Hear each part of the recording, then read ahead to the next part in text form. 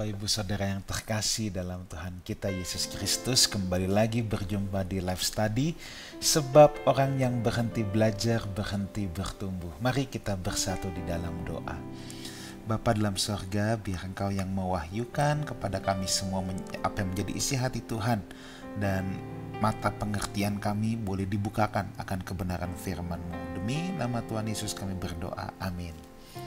Bapak Ibu Saudaraku yang terkasih, kita masuk saat ini dalam Kisah Para Rasul pasal yang ke-19 ayat 1 sampai yang ke-10.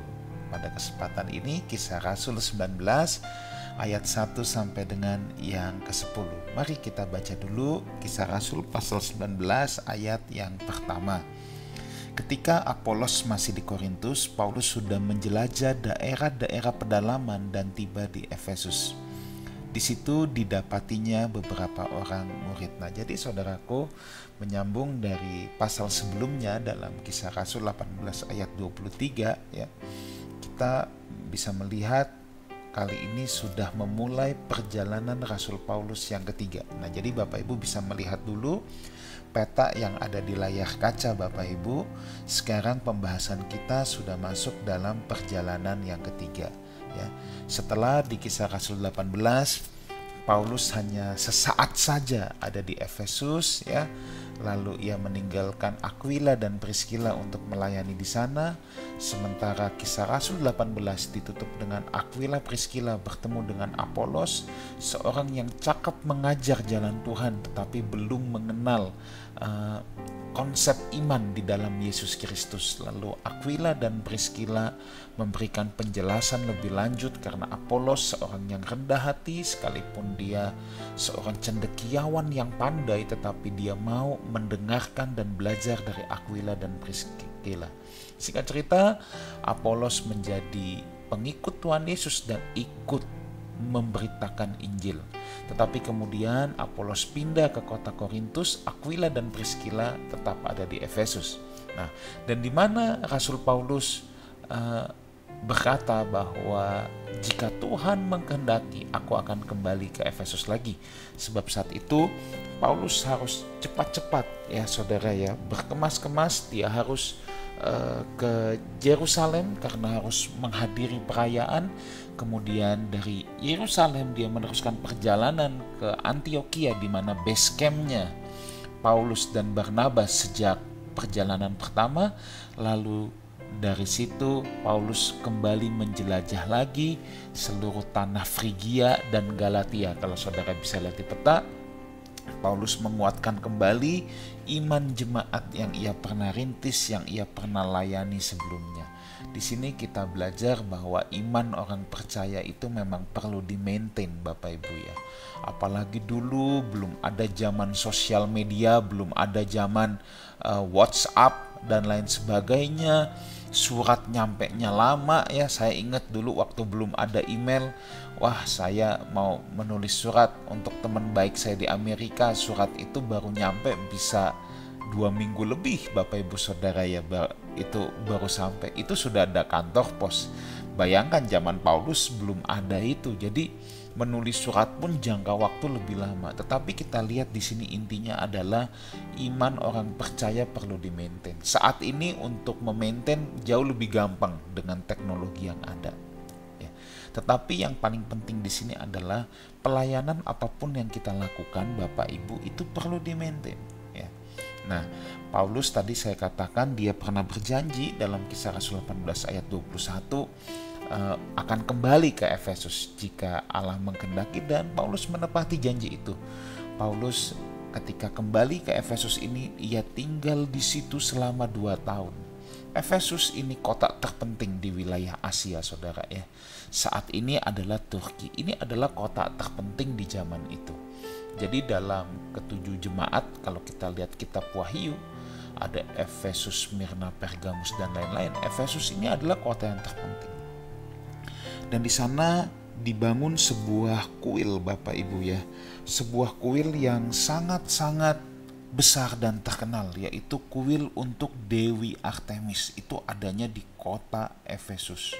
Nah, saat Paulus kembali ke Efesus, Apolos sedang menyirami jemaat yang ada di Korintus, sementara Paulus menanam lagi di Efesus, mengajar lagi, menguatkan iman lagi, memberitakan Injil lagi.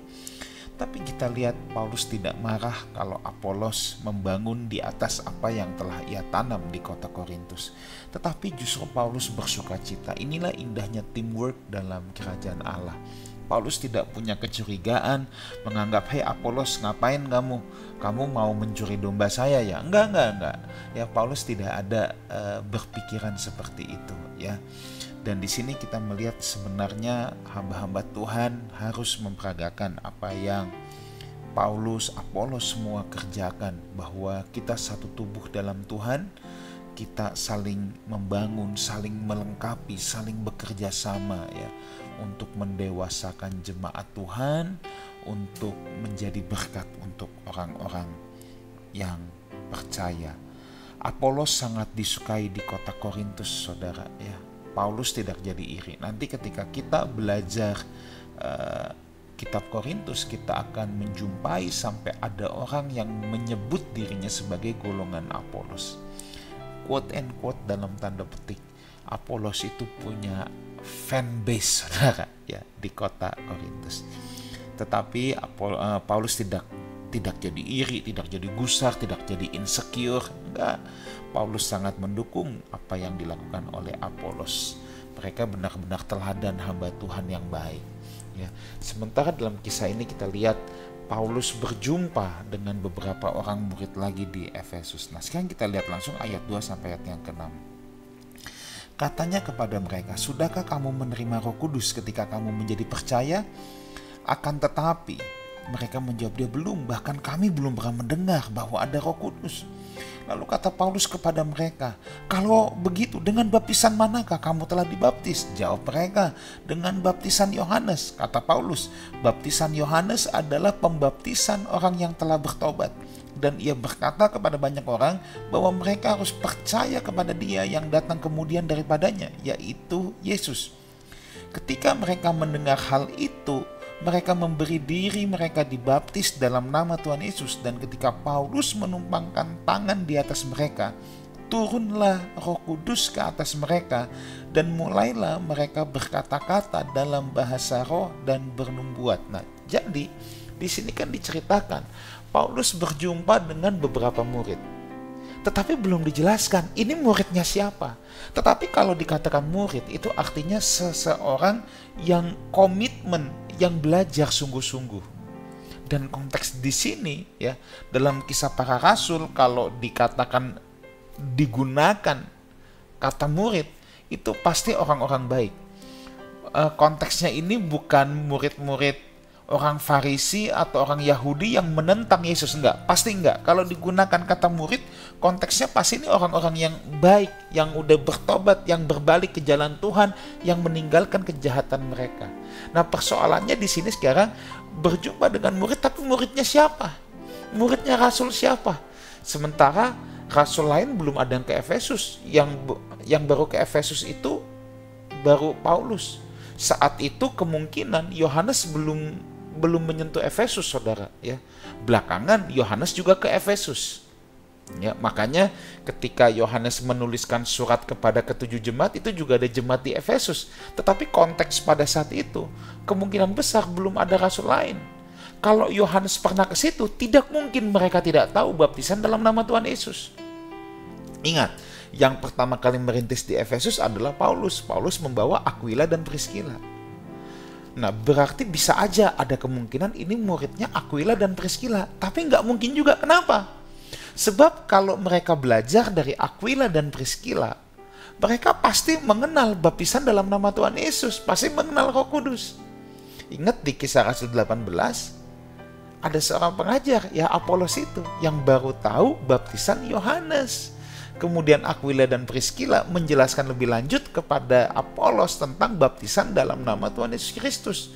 Itu artinya bukan sekedar ritual baptisannya, tetapi pasti dijelaskan konsep pembenaran, konsep penebusan, semua dijelaskan. Pas tentang iman dalam Tuhan Yesus Kristus.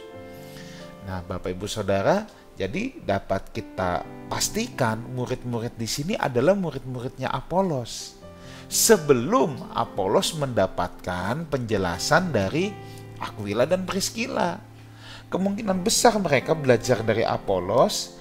Apolos belum sempat menambahkan lagi atau melengkapi apa yang dia dapat dari Aquila Priscilla, tapi Apolos kan udah keburu berangkat ke Korintus. Nah, orang-orang ini yang sekarang berjumpa dengan Paulus. Nah, jadi konteks murid-muridnya tuh itu ya. Kemungkinan besar adalah muridnya Apolos yang baru mengenal baptisan Yohanes. Ya, Yohanes Pembaptis. Ini bukan Yohanes Rasul ya. Baptisan Yohanes Pembaptis. Apa itu baptisan Yohanes Pembaptis? Yohanes Pembaptis kan menantang orang-orang ya untuk meninggalkan dosa-dosa mereka, kembali ke jalan Tuhan. Ini yang disebut dengan baptisan pertobatan. Tetapi jangan lupa, Yohanes Pembaptis sendiri menunjuk pada Yesus. Lihat ya, anak domba Allah yang memikul, menanggung dosa seluruh dunia. Jadi Yohanes Pembaptis sendiri pun menyadari pelayanannya belum selesai. Lalu ia menunjuk pada Yesus, lalu ia mau memberikan supaya Yesus, dia kan hanya pembuka jalan. Dia tahu bahwa dia hanya pembuka jalan.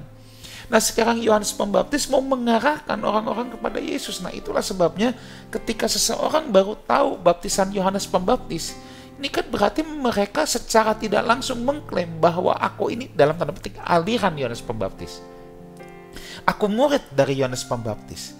Nah, jadi tinggal dijelaskan itu, bahwa Yohanes Pembaptis yang membuka jalan buat Yesus. Yohanes Pembaptis sendiri menunjuk pada pribadi Kristus.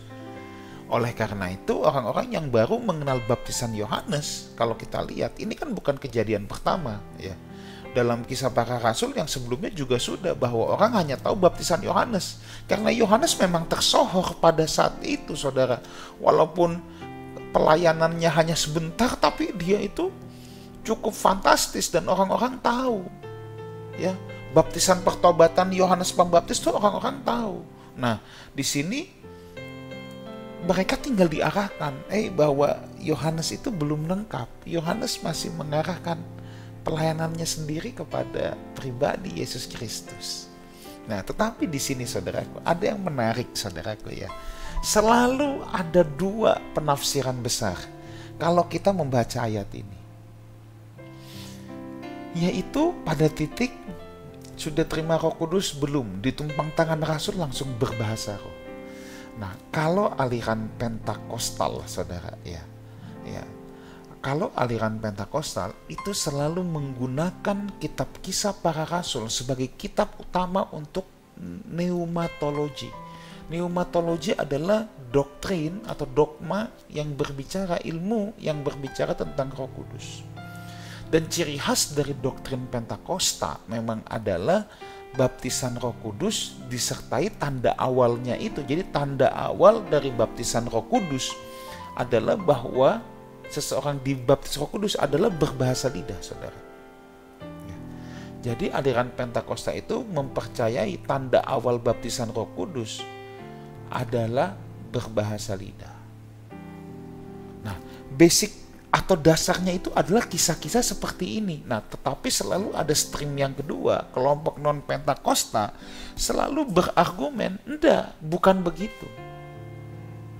Zaman dahulu diperlukan tanda-tanda bahasa roh, karena pada zaman dulu kanon firman Tuhan belum ditutup. Sehingga kobaran karunia Roh Kudus yang disertai dengan tanda-tanda nyata yang luar biasa seperti berbahasa roh atau berbahasa lidah itu diperlukan. Tetapi saat ini firman Tuhan sudah lengkap ya. Ingat zaman dulu, zaman Paulus, mereka itu berkhotbah semua hanya pakai kitab-kitab perjanjian lama, saudara. Kitab-kitab perjanjian lama plus Deuterokanonika juga banyak dikutip, saudara ya. Deuterokanonika itu kitab yang ada di antara perjanjian lama dan perjanjian baru yang digunakan oleh saudara-saudara kita, orang-orang Katolik. Jadi belum ada itu Injil Matius, Markus, Lukas yang tersusun rapi seperti sekarang ini, belum ada ketika zaman Paulus. Zaman rasul-rasul menginjil, mereka semua hanya pakai buku-buku perjanjian lama. Nah, Oleh karena itu, sarjana-sarjana non-Pentakostal berargumen bahwa saat itu tanda-tanda sedemikian rupa masih diperlukan. Karena mereka belum punya Alkitab Perjanjian Baru. Bagaimana membuktikan Injil kabar baik tentang Yesus Kristus? Nah, kalau saat ini menurut mereka tanda-tanda itu tidak lagi diperlukan. Ya, sebab kita sudah punya petunjuk yang jelas dari Alkitab Perjanjian Baru. Jadi menurut kelompok non-Pentakostal saat ini yang penting adalah menerima Kristus dan meminta Roh Kudus serta hidup fokus menghasilkan buah roh. Maka sejatinya setiap kita telah dibaptis oleh Roh Kudus dan Roh Kudus tinggal di dalam kita. Nah, sedangkan kelompok Pentakostal tadi yang saya katakan ada yang menekankan bahwa tanda awal seseorang baptis Roh Kudus adalah berbahasa roh. Nah, ini mana yang benar, saudara ya? Nah, selalu saya latar belakang kuliah di sekolah-sekolah Pentakostal. Dari S1 sampai S3 di sekolah-sekolah Pentakostal. Jadi, saya tidak aneh ketika melihat pneumatologi atau doktrin tentang Roh Kudus yang dikembangkan adalah dari kisah-kisah seperti ini. Ya, sehingga ada banyak pendeta-pendeta Pentakosta, sarjana-sarjana Pentakosta yang tetap mempercayai bahasa roh adalah tanda awal. Jadi setiap orang harus berbahasa roh. Nah, tetapi saya secara pribadi saya memilih balance dalam menanggapi hal ini ya. Balance-nya apa? Karena kadangkala kelompok non-Pentakostal ini menjadi sangat apatis kalau ngeliat bahasa roh, jadi alergi, anti duluan. Saudaraku, kita harus balance. Karunia bahasa roh itu memang ada. Saya berbahasa roh. Saya punya karunia itu. Tetapi ya, saya juga tidak setuju ketika itu dipaksakan bahwa setiap orang harus punya karunia bahasa roh. Ya. Sebab dari karunia Roh Kudus kan gak cuma bahasa roh, saudara. Ya. Saya setuju ya bahwa pada saat itu tanda awal yang paling mudah kelihatan langsung itu memang bahasa roh, karena Alkitab Perjanjian Baru belum ada, tanda itu diperlukan. Tetapi kalau dikatakan tanda itu sama sekali tidak diperlukan lagi dan dianggap tidak ada, terus kemudian kalau orang yang berbahasa roh dianggap sesat, dicap aneh, saya juga tidak setuju. Tapi kalau ada yang berbahasa roh terus berkata orang yang tidak berbahasa roh, oh kamu itu nggak punya Roh Kudus, saya juga nggak setuju, saudara. Ya. Jadi orang yang punya karunia bahasa roh, silakan gunakan itu, ya. Tetapi saran saya, anjuran saya dalam ruang doa, ruang privat. Kalau dalam pertemuan jemaat harus ada yang menerjemahkan, karena lebih baik kita menggunakan bahasa Indonesia yang dapat dimengerti daripada mengucapkan bahasa roh tapi tidak ada yang ngerti.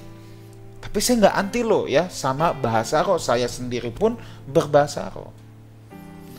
Ya, jadi kalau kita berbahasa roh jangan menghakimi orang yang tidak berbahasa roh sebagai belum punya Roh Kudus lah apalah, enggak. Kita jangan menghakimi seperti itu, saudara. Tetapi orang-orang yang tidak berbahasa roh juga jangan langsung menuding sesat, karena saya tahu memang ada praktek-praktek pemalsuan dalam bahasa roh. Ada katanya sekolah yang ngajarin bahasa roh, ya jelas itu ngawur, saudara. Ya, ada yang bahasa roh diajarin jadi seragam semua, ya jelas itu ngawur, saudara. Ya, saya juga nggak mengokekan hal itu. Tetapi jangan karena ada yang ngawur lalu semuanya kita anggap salah, kan nggak begitu.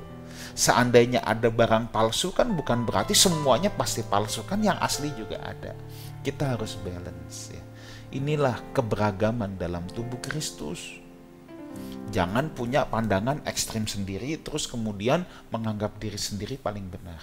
Jadi yang tidak berbahasa roh atau tidak diberikan karunia itu jangan kecil hati, jangan merasa diri kurang berkenan, jangan jadi minder, dan jangan juga menuding orang yang punya karunia itu. Orang yang punya karunia berbahasa roh jangan menjadi sombong, jangan menganggap ini lo, gue lo yang paling rohani lo. Kalau lo nggak ada karunia bahasa roh, you nggak punya Roh Kudus, belum dibaptis Roh Kudus loh. Jangan seperti itu juga, saudara ya. Nah, jadi di sini kita tidak perlu saling menuding, ya.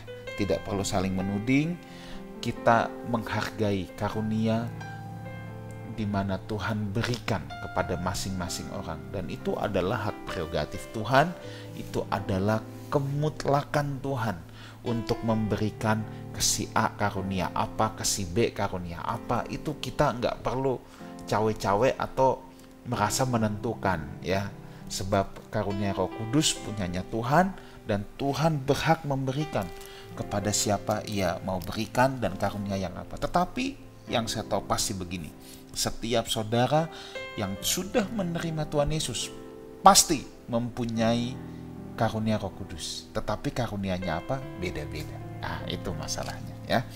Oke, baik, kita teruskan. Sekarang ayat 7 sampai ayat 10, di mana pembahasan kita sampai ayat yang ke-10, ya. Jumlah mereka adalah kira-kira 12 orang. Selama 3 bulan Paulus mengunjungi rumah ibadat itu dan mengajar dengan berani. Oleh pemberitaan Paulus, ya, ia berusaha meyakinkan mereka tentang kerajaan Allah. Tetapi ada beberapa orang yang tegar hatinya. Mereka tidak mau diyakinkan, malahan mengumpat jalan Tuhan di depan banyak orang. Karena itu, Paulus meninggalkan mereka dan memisahkan murid-muridnya dari mereka, dan setiap hari berbicara di ruang kuliah Tiranus. Hal ini dilakukannya 2 tahun lamanya. Makanya tadi saya katakan Paulus tinggal di Efesus 2 tahun. Nah, ini menurut catatan Kisah Para Rasul. Sehingga semua penduduk Asia mendengar firman Tuhan, baik orang Yahudi maupun orang Yunani. Saudara, Paulus dengan tekun mengajar tentang kerajaan Allah. Mula-mula dia mengajar di rumah-rumah ibadat orang Yahudi atau sinagog orang Yahudi, ya, tempat ibadah. Tetapi di situ Paulus mendapat banyak pertentangan juga. Ketika waktunya dirasa sudah cukup, Paulus meninggalkan. Toh mereka juga semua sudah mendengar, terserah sekarang, you mau terima-terima, enggak. Kalau nggak mau terima juga, ya kita nggak bisa paksa. Ini kan keyakinan iman seseorang. Paulus memutuskan untuk pergi dari rumah ibadah orang-orang Yahudi, ya, dan dibawa murid-muridnya, dipisahkan dulu supaya jangan terkamiri lagi, nanti jangan sampai kena pembusukan, saudara, ya. Dan Paulus mulai mengajar di ruang kuliah Tiranus. Nah, apa sih ruang kuliah Tiranus itu? Nah, ini ada beberapa pendapat, saudara, ya. Menurut sebagian ahli, ini adalah sekolah ilmu ketuhanan untuk orang-orang Yahudi, seperti Bet Midrash, rumah belajar, tetapi yang ada bukan di Yerusalem, tetapi di Efesus atau di kota-kota lain, ya, di mana ada orang Yahudi, tetapi itu bukan wilayah Israel. Ya, seperti saudara ketahui, orang-orang Yahudi itu pertama belajar di Bet Sefer, kemudian Bet Talmud, dan hanya orang terpilih yang serius mau belajar, yang belajar di Bet Midrash. Nah, jadi ada sebagian penafsir Alkitab, sarjana-sarjana Alkitab yang berkata ruang kuliah Tiranus ini seperti Bet Midrash untuk orang-orang yang mau belajar sekolah tentang ketuhanan. Zaman sekarang sekolah teologi lah, untuk yang advance, yang terus mau belajar, ya. Saudara, kalau orang-orang Yahudi itu belajar tentang Tuhan sejak kecil. Di Bet Sefer itu yang dipelajari ya tentang Tuhan. Mereka sangat memelihara Taurat. Mereka sangat mau tahu siapa itu Elohim Adonai, ya. Nah, jadi ada yang berkata ruang Tiranus ini adalah Bet Midrash, semacam Bet Midrash, ya. Tetapi sebagian lagi juga berkata bahwa ruang Tiranus itu sekolah filsafat miliknya orang non-Yahudi, saudara, yang bernama Tiranus. Ada yang bilang gitu. Ada sebagian lagi yang berpendapat bahwa itu adalah tempat peristirahatan milik wali kota. Jadi seperti balai kota aja, di mana memang umum terjadi diskusi-diskusi agama atau ketuhanan dan filsafat di tempat itu. Tetapi yang jelas, ya, mau apapun itu, rupanya Paulus punya kesempatan untuk memberitakan Injil, mengajar di Tiranus. Paulus orang yang punya intelektual tinggi. Pasti itulah salah satu penyebab utama kenapa Paulus capable atau punya hak bicara di ruang kuliah Tiranus ini. Karena Paulus memang punya tingkat intelektual yang tinggi, ya. Dan Paulus menggunakan hal ini untuk memberitakan Injil, Bapak Ibu Saudara. Nah, Paulus menggunakan kesempatan ini selama 2 tahun dan berbuah manis, di mana Alkitab berkata Injil tersebar di seluruh penduduk Asia, baik orang Yahudi maupun orang Yunani. Miliki semangat seperti Paulus untuk terus mau mengajar tentang kerajaan Allah. Tuhan Yesus memberkati kita semua. God bless you all. Mari kita berdoa. Bapa dalam sorga, hamba-Mu terbatas dalam berkata-kata, biar Roh-Mu yang kudus terus mengajar setiap kami dalam terang-Mu. Demi nama Tuhan Yesus kami berdoa. Amin. Bapak Ibu Saudara, sampai jumpa di live study yang akan datang, sebab orang yang berhenti belajar, berhenti bertumbuh. God bless you all.